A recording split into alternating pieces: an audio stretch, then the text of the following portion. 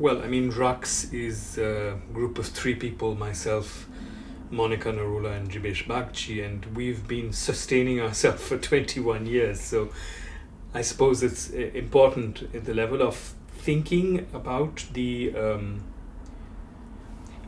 time signature of everything. I think sustainability is trying to find a relationship between what you do today and what you hope to be able to do tomorrow.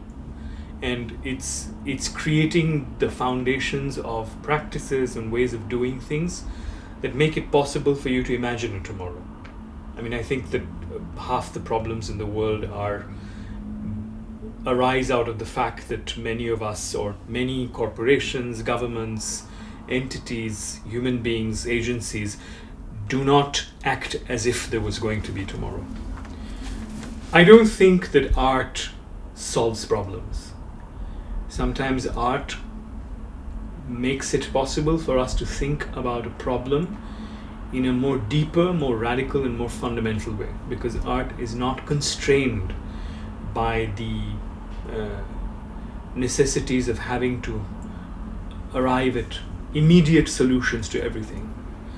And that is why it's very important, because it's not going to tell you how to, solve the problem of, let's say, water in the world. It can't do that. But what it can do is to make you think about what water means in the world.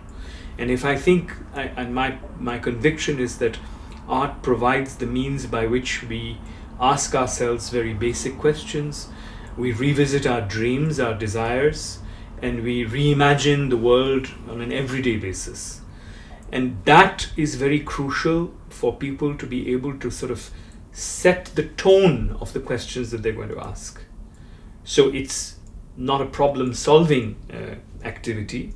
Sometimes it's even a problem-creating activity, because art can make a question more difficult in the long term than it appears at first. But it sets forward a challenge to us, and that challenge is very essential for human beings to be able to think creatively about the future. Well, we are thinking of creating a kind of stack or a library of books that seem to have no titles. And at first glance, you might think, what does this sort of wordless library have to do with the idea of sustainability?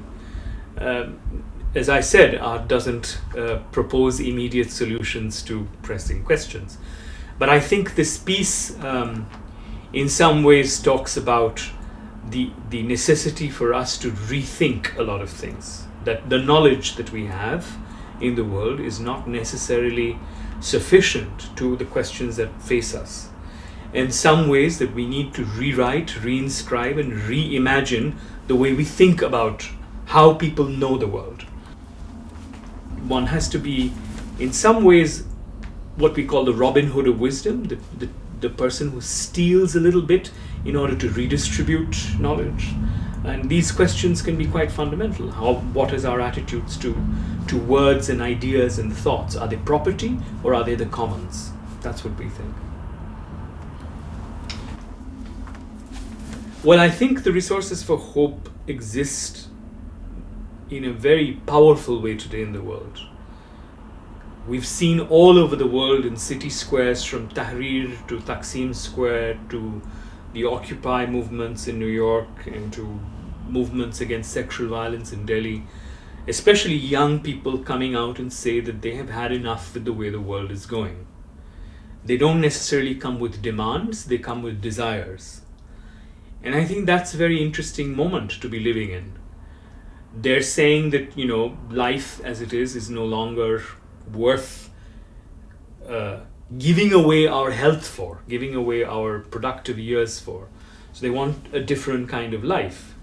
And I think it's possible to imagine the planet without weapons production, without toxic waste, without the forests in the Amazon being destroyed, without indigenous people being displaced by completely needless dams and all sorts of events and all sorts of structures. These can happen while wealth is being generated, while people have commerce and trade, while people go to factories and invent new things, and while people reimagine what work labor, leisure, and time mean in the world. I mean, all these are things that people are actually working with in their minds. Artists, writers, visionaries, all sorts of people.